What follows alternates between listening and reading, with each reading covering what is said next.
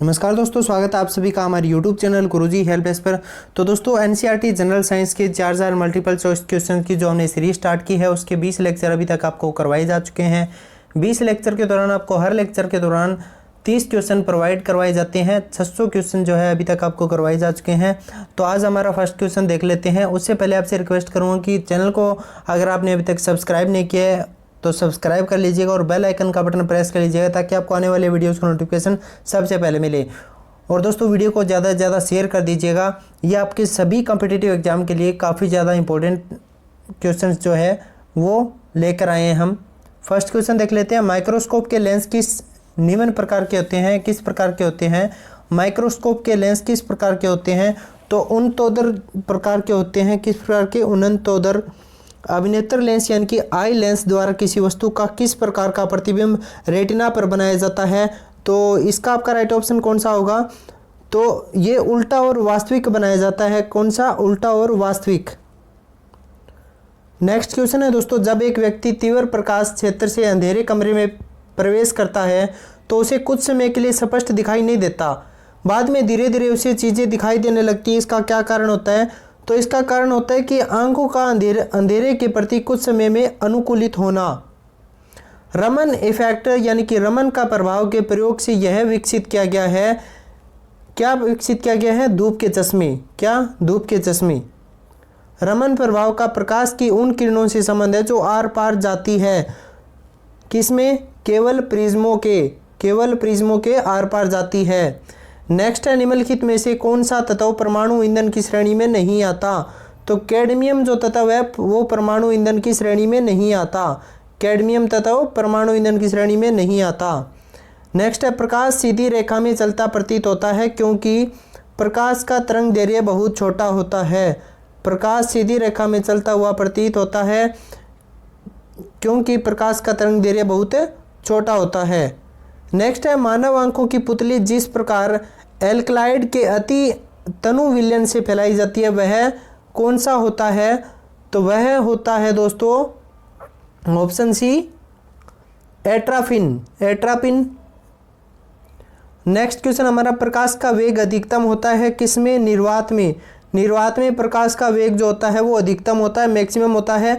अति हानिकारक अल्ट्रावायलेट यानी कि यूवी जो किरणें होती है वो कौन सी होती है? तो वो होती है यूवीवी। नेक्स्ट है, निम्नलिखित कथनों को ध्यान से पढ़िए। प्रकाश ध्वनि से अधिक तीव्र गति से चलता है। समुद्र के पानी का घनत्व नदी के पानी के घनत्व से अधिक होता है। हवा में कार्बन डाइऑक्साइड की प्रतिक्रिया से लोहे में जंग लगता है। तो आपका राइट ऑप्शन कौन सा होगा?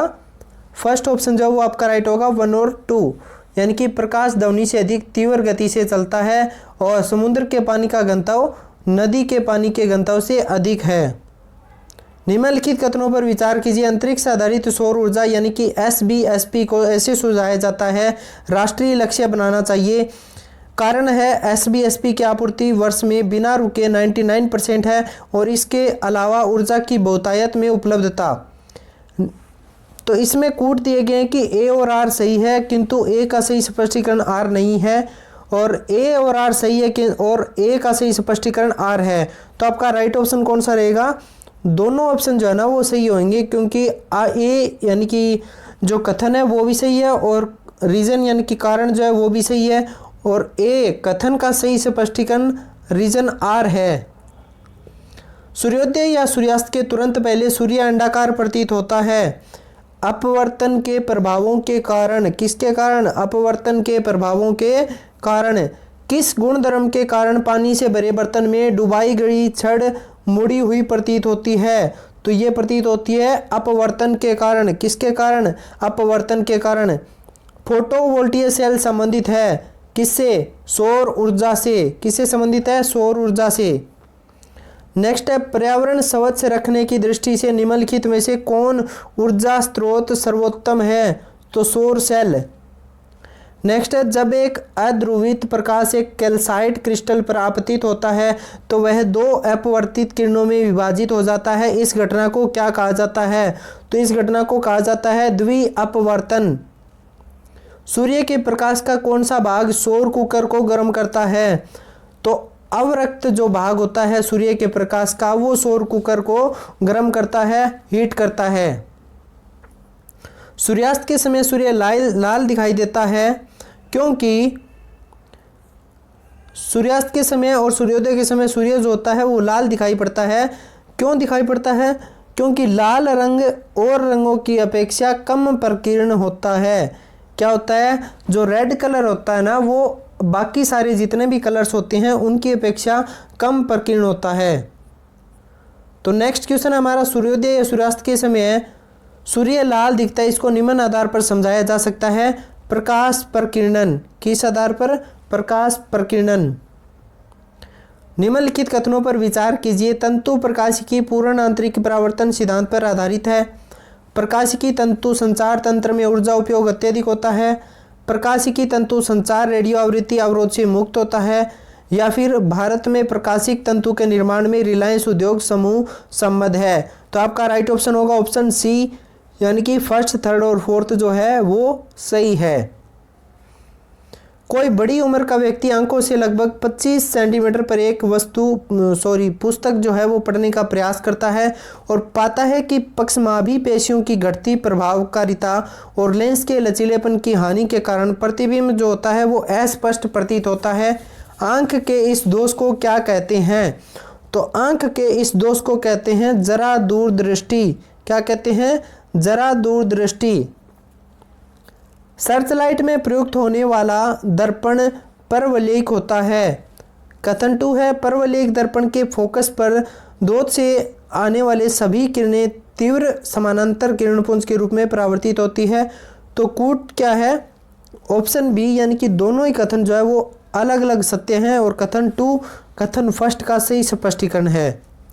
लेंस की शक्ति जो होती है वो मापी जाती है किसमें? डायोप्टर में। ये सभी को पता होगा, काफ़ी इंपॉर्टेंट क्वेश्चन है। लेंस की शक्ति मापी जाती है डायोप्टर के अंदर। मनुष्य की आंख में किसी वस्तु का प्रतिबिंब बनता है किस पर?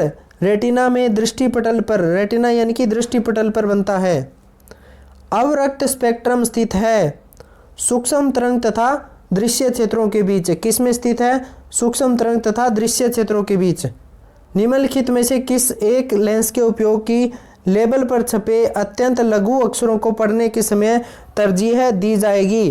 तो ऑप्शन सी है, लघु फोकस दूरी का उत्तल लेंस। नेक्स्ट है, प्रकाश सीधी रेखा में चलती है। प्रकाश का ऋजु रेखीय संचरण, यह कथन संभव है यदि प्रकाश के लिए संचरण का माध्यम समांगी और पारदर्शी होता है। तो किसी समतल दर्पण के सामने 1 मीटर दूरी पर खड़ा व्यक्ति दर्पण की ओर 40 सेंटीमीटर बढ़ता है। समतल दर्पण में व्यक्ति और उसके प्रतिबिंब के बीच में नई दूरी कितनी है? तो ये आपको बताना है नई दूरी कितनी है। तो ऑप्शन ए 1.2 मीटर।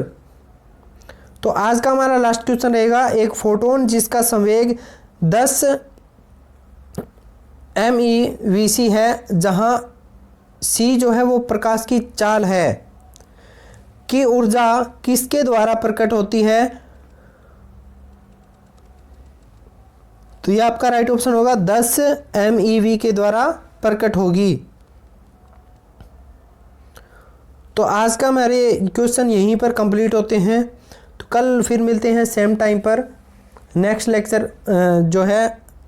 लेक्चर के साथ हम हाजिर होते हैं कल फिर सेम टाइम पर।